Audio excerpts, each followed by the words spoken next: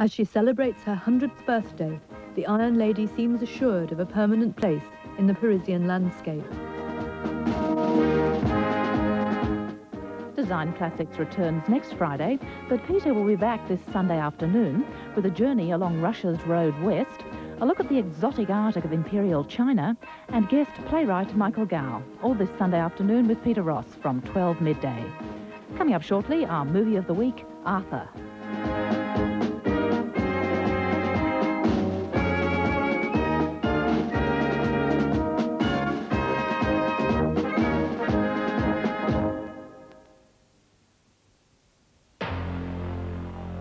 We have to do the job of a policeman in South Africa. Shooting, oh, I love it. Get great pleasure out of it. For the first time, a documentary crew has been allowed inside the South African police force. Sometimes you get the wrong picture. The black culture with the white culture, that will not mix. Black majority rule. Will it be something like that? We're not only called by the people that we serve, but we're also called by God. Children of God, 8:30 Sunday on ABC. Next on Four Corners. In Labour's centenary year, the old standard has a decidedly hollow ring. The leadership has just split, doubt has overtaken the rank and file, the party faithful are losing sight of Chipley's light on the hill. What really troubles me is that we, that is you and me, people in the Labour movement, have a loss of faith in our party and may I say, in our ideology. Labour's flickering light, next on Four Corners. 8:30 Monday, ABC. The RSPCA is one of our institutions dedicated to the prevention of cruelty. Yet this farmer is one of many who didn't bat an eyelid when one of the society's inspectors was brutally murdered. Well, I was more surprised than shocked to hear that somebody had finally ridded the country of scum. The story of a horrible murder and the injustices against a person falsely accused of the crime. Coming soon on the 7:30 report.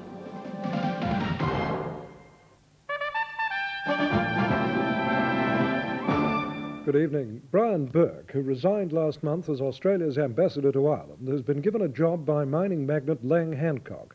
Mr. Hancock announced tonight that he would employ Mr. Burke as a consultant on business deals in Eastern Europe and the Soviet Union. Foreign Minister Gareth Evans has returned from his stormy trip to South Africa, saying the visit was never going to be easy. Today in Perth, Senator Evans claimed the trip had been a success and that the media had distorted some events of the visit.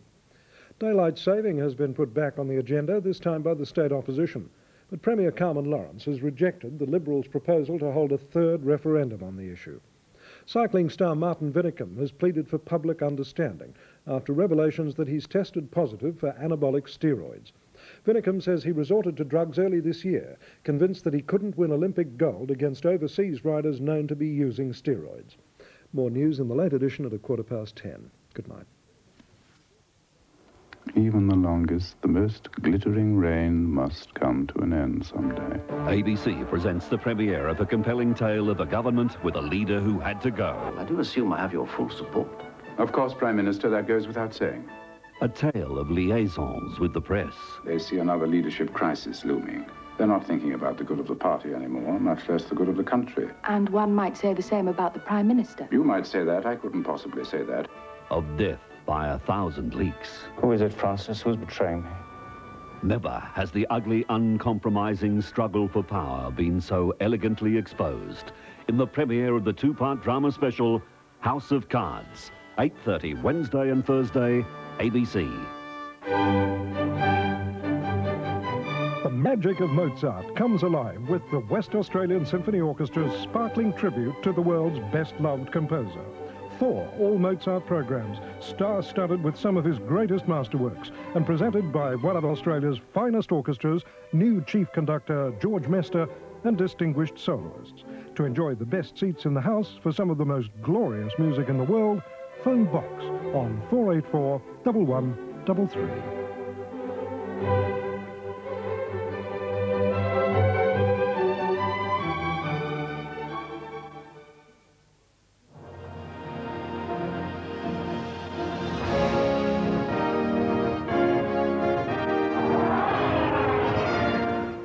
evening and welcome to our movie of the week. Tonight we present Dudley Moore in the comedy Arthur. And here to introduce it is John Hind. Well, tonight, if you look at it one way, we're edging into our big winter festival of Vincent Minnelli films. Edging in with, just for starters, a sort of half Minnelli movie. Or if you look at it another way, we're bringing you one of our best funny movies of the year. Anyway, whichever way you want to pick for that. We've got tonight what's undeniably by far the most successful shot that Hollywood has ever made at bringing out the best in the great but cuddly Dudley Moore. In other words, it's Steve Gordon's Arthur. And if you like, it is a lead-in to our Vincent Minnelli festival that goes into full swing next Friday night, by the way. It is simply because, although Vincent didn't have any hand in it at all, it does star his and Judy Garland's daughter, Lisa Minnelli. And Lisa is simply wonderful because she always is.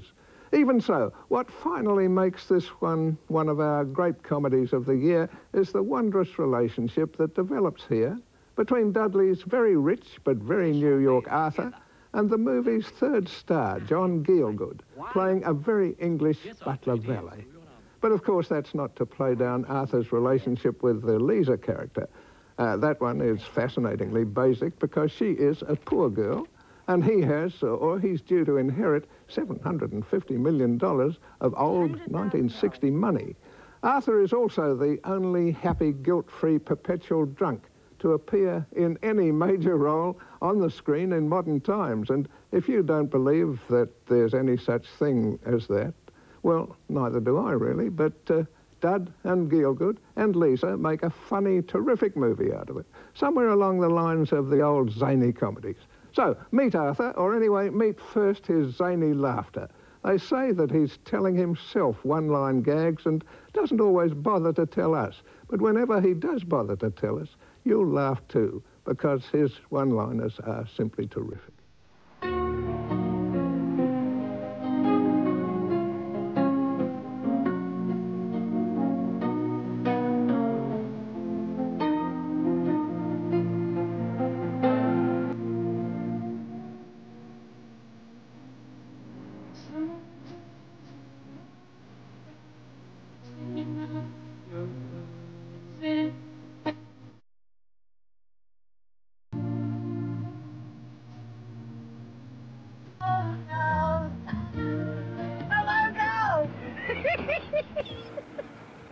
Would the more attractive of you please step forward?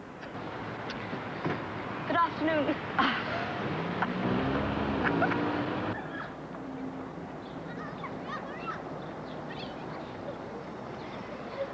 You'd think they'd never seen a car before. Hey, lady, why'd you get in the car? Could you children please allow us our privacy? Please. Arthur, will you take my hand? That would leave you with one. Sorry, here's the hand. I love you, Arthur. Oh, no.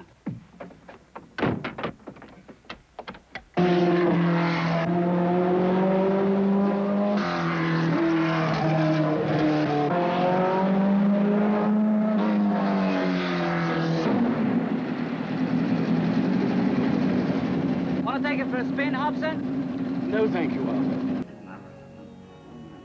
I'm in love. No. What? I'm in love with another woman. Susan, the one innocent person in all of this has been you. I'm really sorry. Shut up, Arthur, just shut up! Daddy! No. Oh, hello, Mrs. Johnson.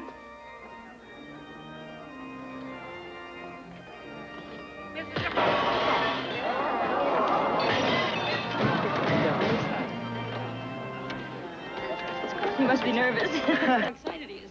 I'll come off from work. We'll be ironing. We'll eat some cheap, disgusting food. Stop! I think we're in trouble. That is out of the question! There has never been such a thing as a working-class back! And there never will be. Stay up. Stay up. I've reached the decision. The Bach family must endure, and not on a subway. Is that funny? Where to, sir? The park. We're going to drive through the park. You know how I love the park. Get in! Oh, stay!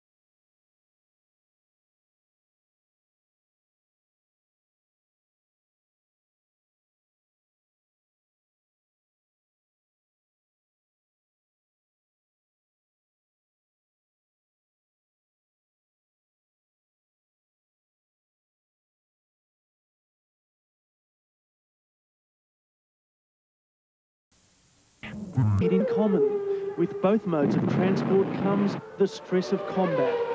I'm driving at my peak efficiency. My total mental and physical effort is going into driving this race car. It's very similar to a war-type situation. Dr. Peter Clark is racing car driver, nuclear physicist,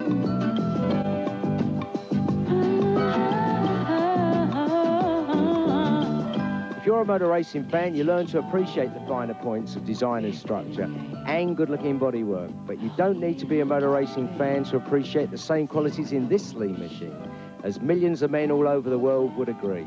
God's still the greatest designer of them all, and this L. McPherson prototype might well be the best work he's ever done.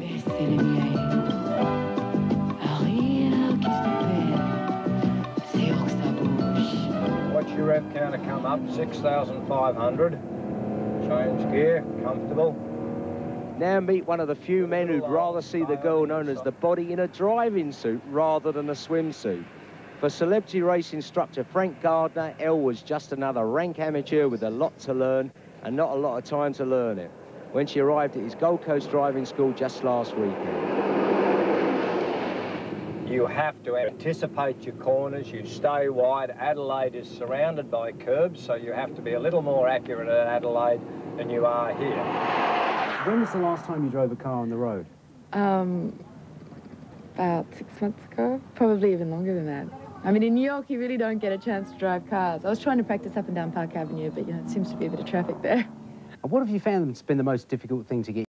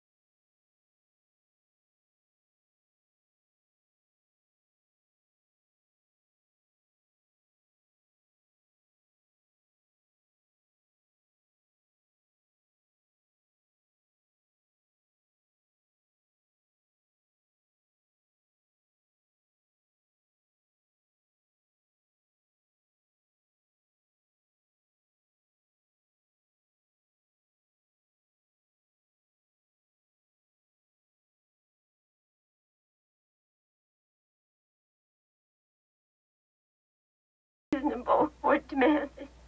I'm trying to tell you that I love you and I need you and...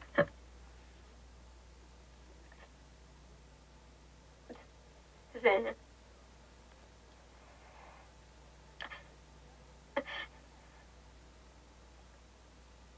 Well, this is getting us nowhere, and I can't sit here and cry $2 a minute.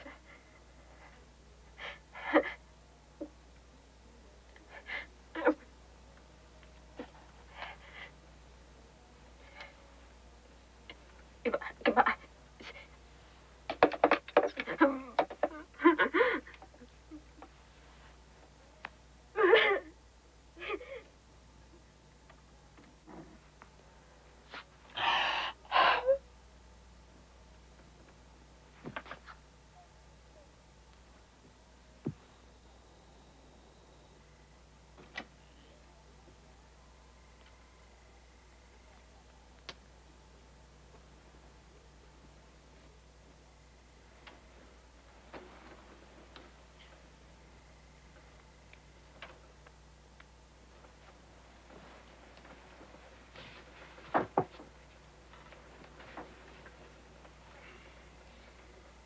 John's laying on my stomach, Mom.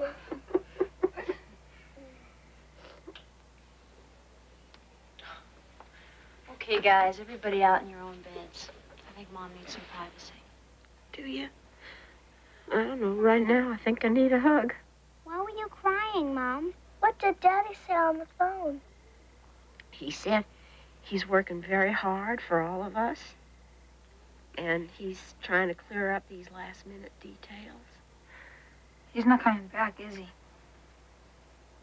What are we gonna do? I want to go home. So do I. Me and Owen like it here. Owen and I like living in the 20th century. I hate this awful old house. Me too. Ooh, yes. Maybe you're right. I know I can't do this by myself.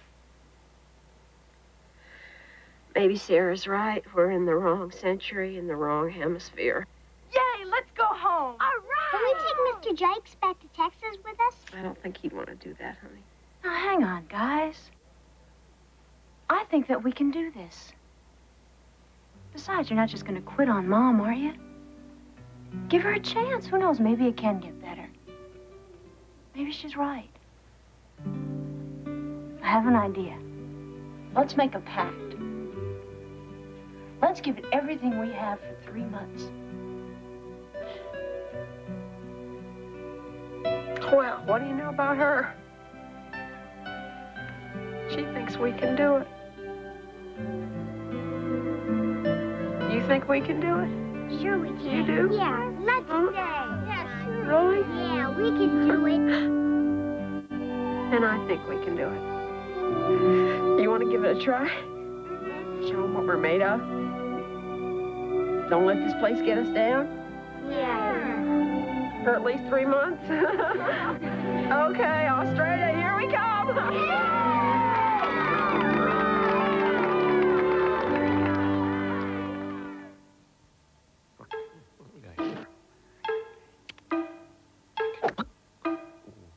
Albany's top dining spot at the Hostel with panoramic views.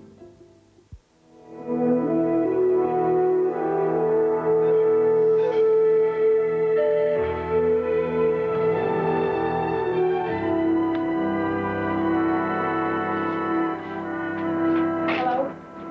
What can I do for you today, Yank? Where's your van? The laughing stock on that bike, you know. Matt and Bob Jakes are taking it to get some fence posts. Talk to me about sheep. Everyone says you're the jumbuck expert. You've got a station hand. He knows sheep. Bob Jakes doesn't talk to me. He lectures or he ignores me. If I'm going to be a sheep rancher, I have to learn how to do it myself. In the middle of a drought is no time to start playing at ranching, Mrs. Gavin. I'm not playing. How many ewes will my ranch support with the grass as it is now? Huh?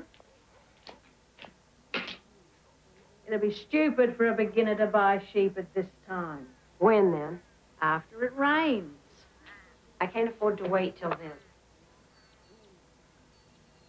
Go home, lady. This is no place for you. Sell the station, take a tax write-off, and go home. The book I'm reading recommends that you start with older, pregnant ewes.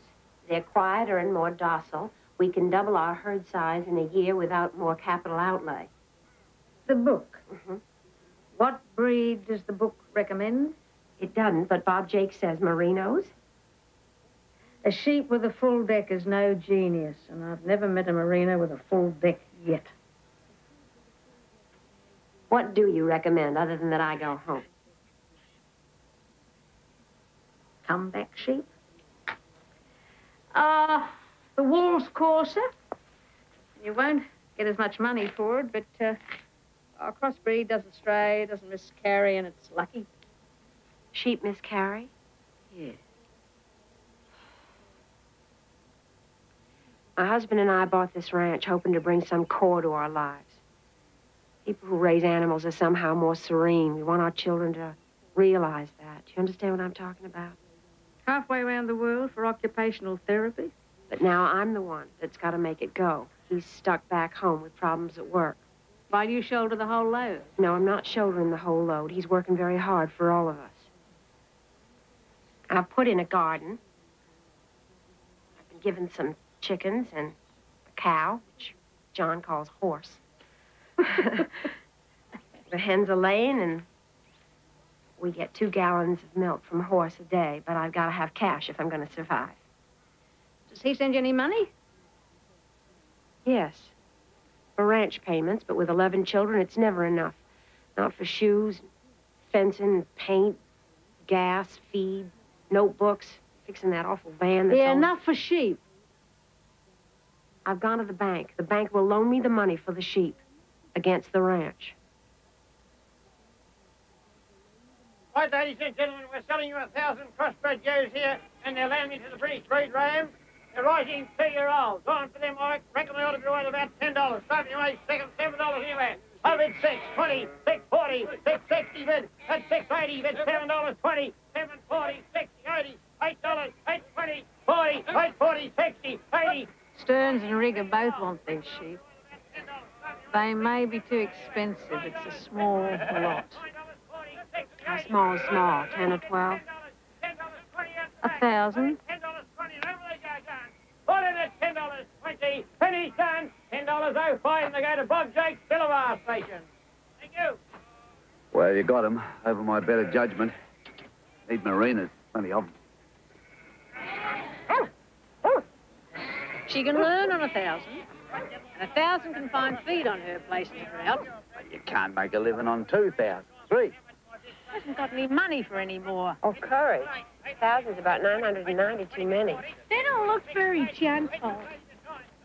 I can drive them home myself, can't I? You mean in a truck? No, I mean along the side of the road. Oh, don't be daft. You don't even have a dog. Well, I've got a lot of children. We're gonna walk home. It's miles. Don't try it. Don't worry, she won't. I'll borrow a semi-trailer. Hold on a minute. You know, you treat me like a brainless twit. When my husband is around, you act like a sniveling toad. I'm running this ranch, and you will take orders from me. And if you don't, you will be fired. Do you understand that? Yes, ma'am. Good. Then take the van, and whoever else wants to go back in it, and have dinner ready. Oh, look, I've got to help you. You can't do it on your own. You... All right. What about you? You think I'm incompetent, too, don't you? I know you're incompetent. Hi, honey. What is the big deal, Alva? Sheep follow other sheep, don't they? There are fences along the side of the road. Mrs. Gavin. It's important to jump in, Alva. I keep telling my kids, be brave, think positive, start now. I'm just taking my own advice. I'll have them home before sunset. Fetch you a beer. You're on, Liz. I don't know why Alva and Bob Jake said this is going to be so tough. Hey, look at that one, Matt. Looks like Olivia Newton-John. Hey, yeah. Yeah, and there's Donna Summers. There's Barbara Streisand. Look at her. Can we each have a special one, Mom, for a pet? Yeah, that way we only have to come up with 11 names instead of 1,000. Okay, sold. Mom, can I ask you something about Dad?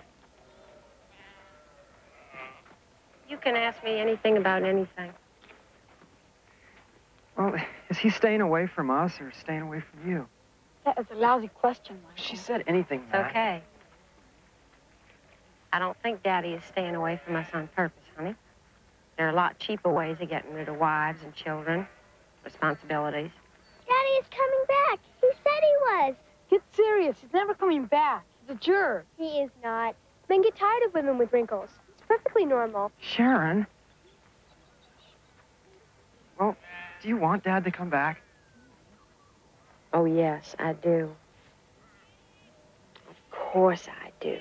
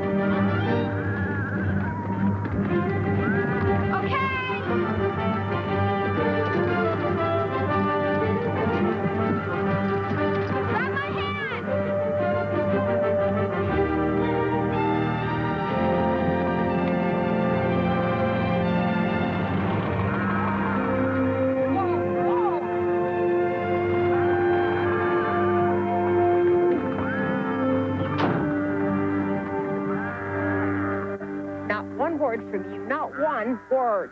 I just wanted to see if you were all right. Yes. Good.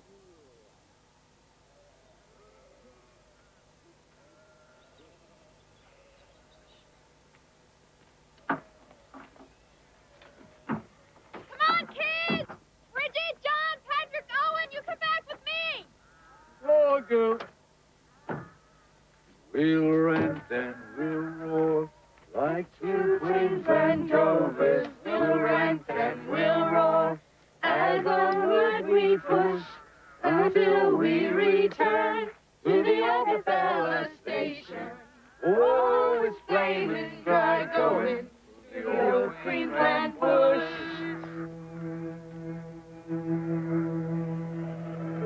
Mom, if these sheep get away in the dark, we'll never find them. Who's that? It's the neighbors. I took a poll amongst the neighbors and we all think you're crazy.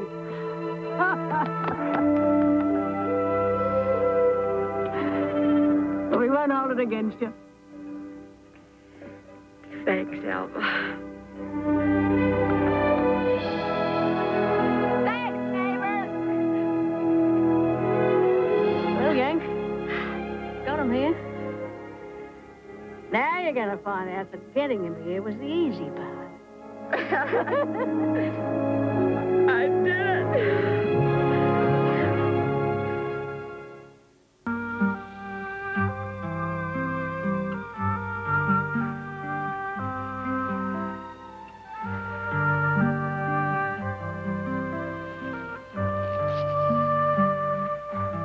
All the mice in the barn, you have to come in here to eat. You're as bad as the kids, Sneak. Listen, Sneak, you don't tell this to the kids, but I don't think we're gonna make it. There's not enough money. We borrowed against everything we own. If I don't sell my wool at auction. Oh, heck, maybe I can mortgage you.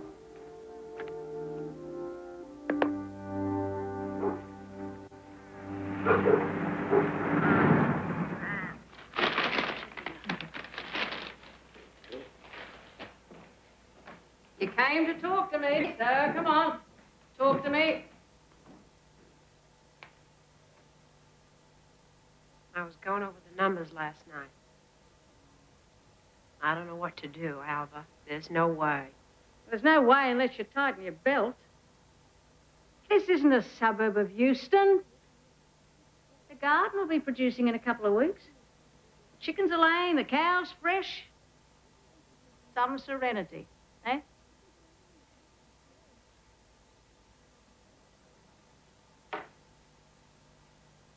This was his dream for years, you know. Now he's not here to be a part of it. What was your dream? The children. That was enough. I loved having babies. I loved morning sickness, stretch marks. I loved being fat, having to waddle and sit a lot. I loved labor. I loved the pain, even the bad parts. And they're so interesting and unpredictable.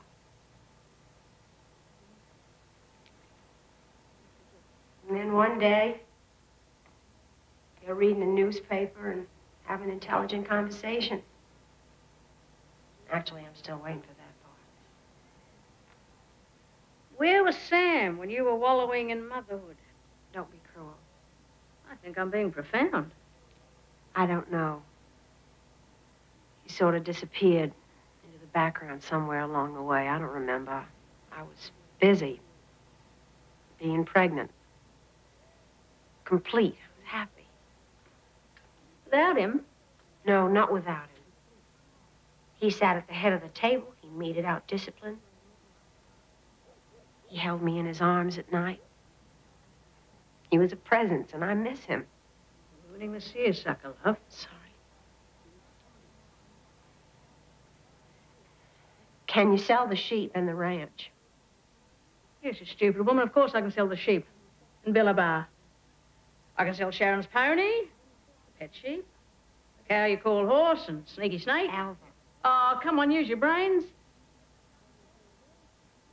You say your dreams, your only dreams, are the dreams of your children.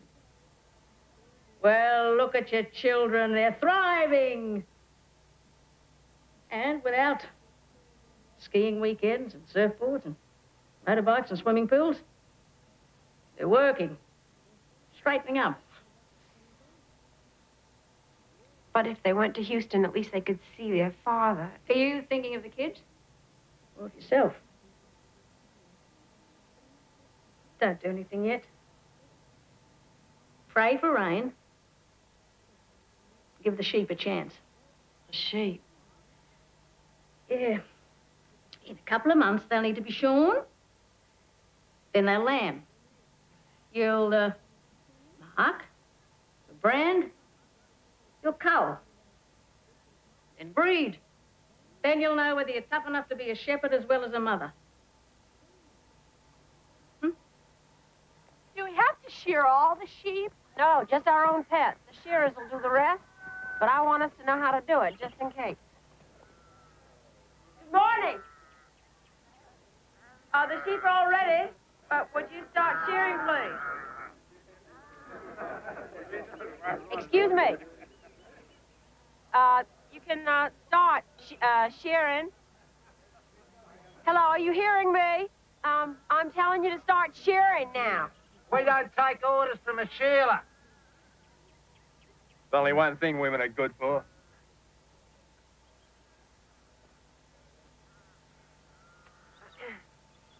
Who said that? Oh, I did.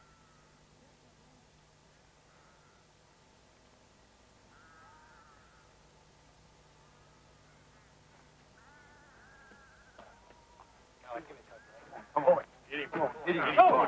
Hey! This is no way to settle things. Come on, boys. Get into it. Get into it. Come on, come on. Into it. Come on. Come on, fella. Come on. He's weakening. Come on. You got it. You got it. Come on. Come on. Come on. Come on. Come on.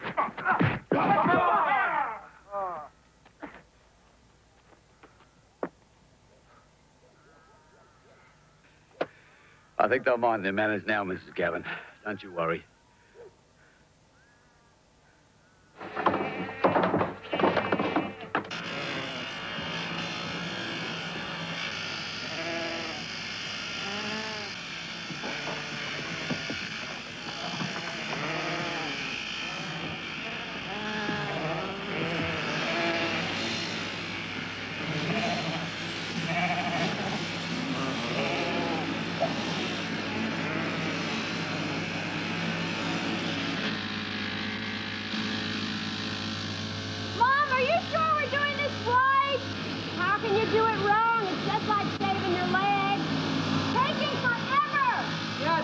If you were doing the herd, it would take us into the next century. Me, Bob Jakes, make sure we're not messing up. We're not messing up. We're doing fine. Look, I'm done. Look at that. Nice job. Thank you, Olivia. Go have a nice baby. Look, Patrick, how much wool Olivia gave us. Mom, you killed my sheep. No, I didn't. She's spaced out, honey. She's feeling her baby wiggling inside. It happens to all pregnant women. Oh, Mom.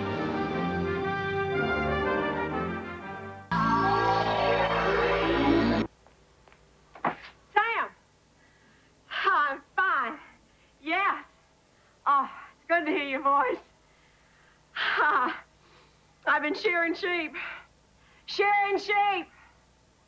I know I don't have to. I wanted to. Yeah?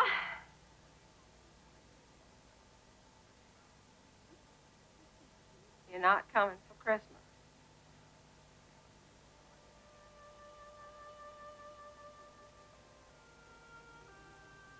Okay, Sam? Send the kids some decent presents. Bridget wants a tape recorder. Matt wants a motorbike. Jenny's a size 6. Sarah's a size 10. Sharon wants a set of drafting tools. That's old Australia, Matt. I guess I am too because I like it. Thanks a lot for the help, Bob. I love it. It was a good try. Thanks, mate. Alva, I love the diary. And the clothes from Daddy. Wasn't that nice of him? This is such a great Christmas. Sure is. How do you know I needed drafting tools? I have another present for all of you in the car. Stay there. Mom, this is so much better than Christmas in Houston. I'd like to quit and go home. Oh, you're not serious. I expected green meadows, Mr. Yates. Mown lawns, white picket fence, and a husband to sit beside me on the porch and sip gin and tonics. Michael's at the top of the class. Jenny's becoming a real student. Sharon's doing an outside project in physics. And even Matt. He's getting his act together. He did a 15-page report on cattle. It was inspiring. I hope you stay, Mrs. Gavin. We may not be as pretty as you expected, but we think the world of you. And the children. That should count for something.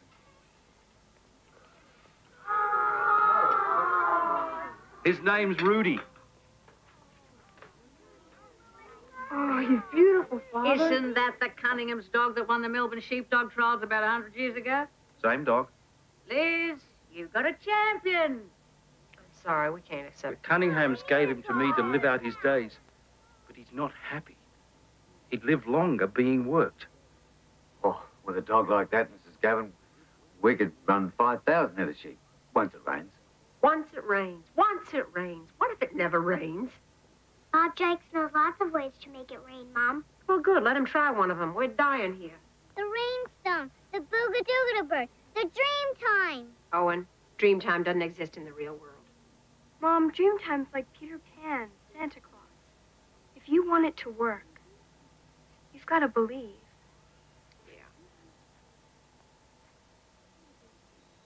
I'll give you one more chance. Come out of here, you little sucker. Oh, Jenny. Lord, between you and Sneaky Snake. What in the world are you doing? Look, I bought this. It shows me how to tune a car. See? It's even got pictures and everything. Would you believe that one of these little wuzzies makes all the difference in how an engine runs? If you say so. Well, it does. Now, get this. The people who made this engine, knowing that it has to be changed all the time, saw to it that they buried it behind a whole bunch of pipes and rods and hoses, thereby making it impossible to get to. I know a woman would never have designed such a thing. Maybe I can get it. Okay, what do I do? All right. It's right down there, see it? Okay, I got it. Oh, it's in there pretty tight. Tell me. That's another thing they do. They twist them in so tight it takes a wrestler to get them out. I got it. All right. Good work, partner. I tell you what, you keep working on the old ones, I'll get the new ones ready. Let me get back. Just pull this off here. Mm-hmm. Good. Oh. Well, Mom, did you ever think you'd be doing something like this? No, I did not. Do you ever miss any of it? What? Oh, Texas, playing golf, the symphony. I haven't thought of it in such a long time. I guess I don't. Me neither. I know it's been a lot longer than 3 months since we made our pact, but, well, I just thought I'd make it official. I'm really starting to like it here. Oh, Jenny. I'm so glad. You know, there's this guy in my class. Oh, and at first I thought he was a real jerk. You know, he had this dumb short haircut and didn't know any of the good groups. And then one day I looked at him and I thought, you know, he's really nice. And he's cute. And I just never noticed it before. We're supposed to go out Saturday night. Oh, that's nice. What's his name? Stephen. He's polite. He's smart. Works on his father's ranch. You know, I think even Daddy would approve. Hmm. That is, if he ever shows up again. Jan, of course he will. Will he? Mom, you don't have to pretend for our sakes. Really, you don't. We're a lot tougher than that. Maybe you're just pretending for your own sake, huh? Okay, let's fire her up and see if it works.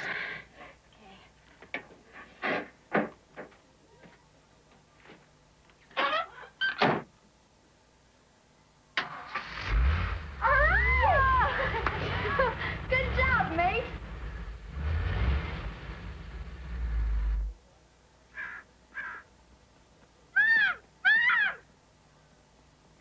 Mom! Olivia's having her baby! Oh, heaven. Oh, Olivia. Oh.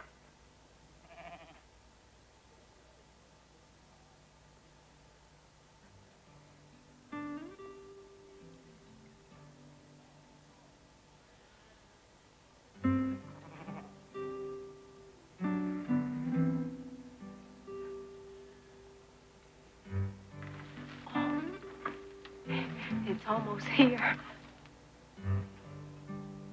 Mom, do we have to watch? Don't you want to see a miracle?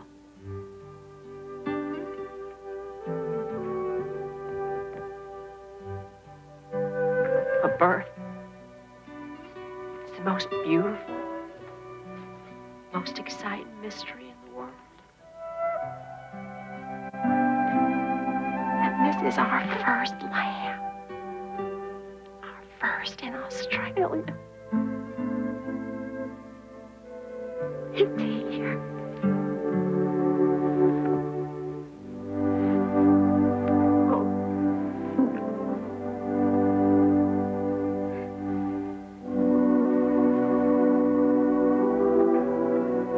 stillborn.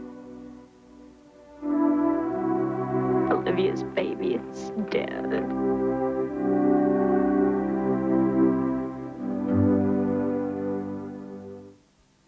Only Tintacar has Spectrum, the tint that stops 99% of harmful UV rays getting through your windows. I am. I'm very anxious at the moment. I could tell because I'm breaking her leg. Well, the reason I'm like this, it was a simple thing, really. We got a letter from a viewer in Queensland, and we responded to it, and it became a tragedy. Hello. Hi. It's my public. You know, we've had a lot of irate mail here from viewers upset that Live and Sweaty never seems to do anything other than in Sydney. Here's an example from Paul Jablonski of Queensland.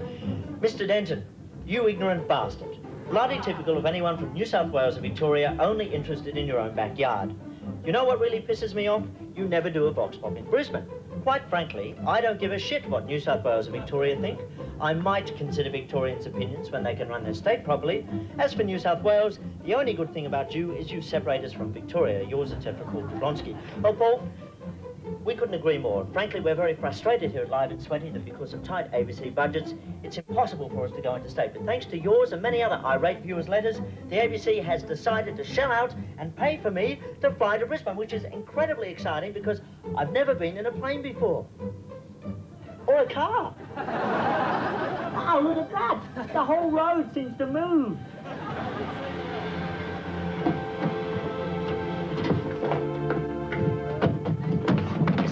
Right.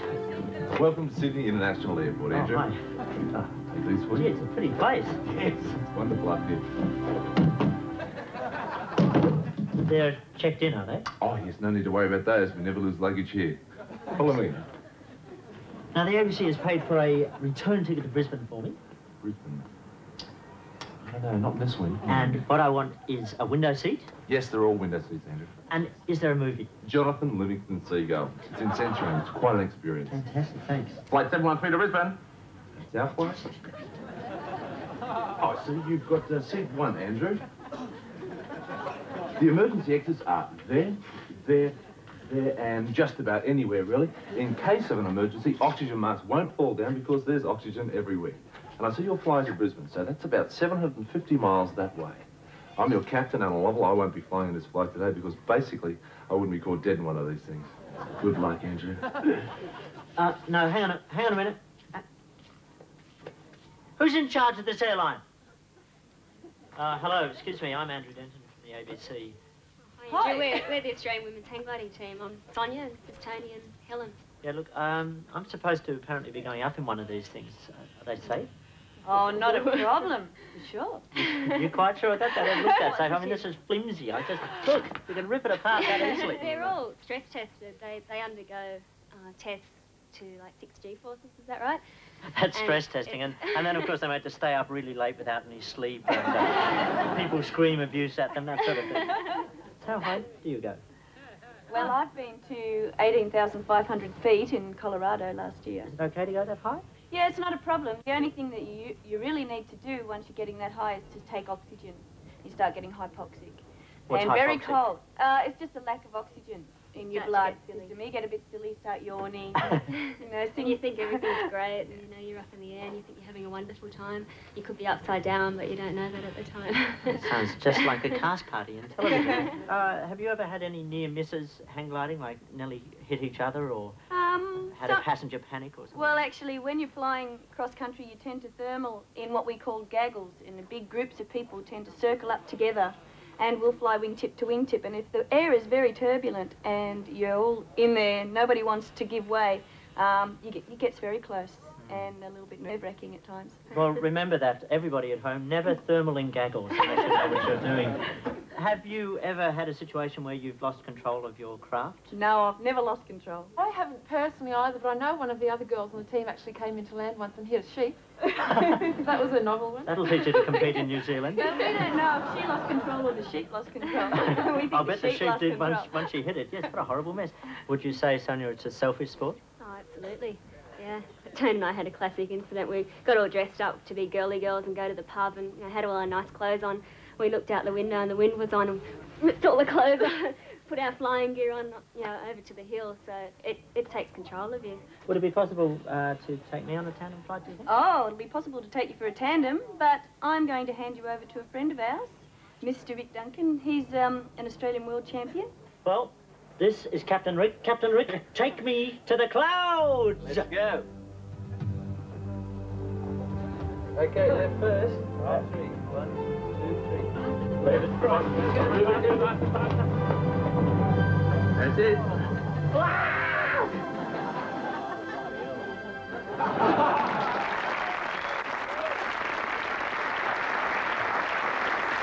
I still don't know what possessed me. More later. Now, not many first-grade football coaches become top sports writers and then begin their articles with quotes by Shakespeare and Wordsworth. Not many current affairs journalists can truly claim to have altered the course of Australian politics through their work. But then, not many families are as extraordinary as the Masters family, and we're privileged now to have two of that brood. Will you please welcome Chris and Roy Masters?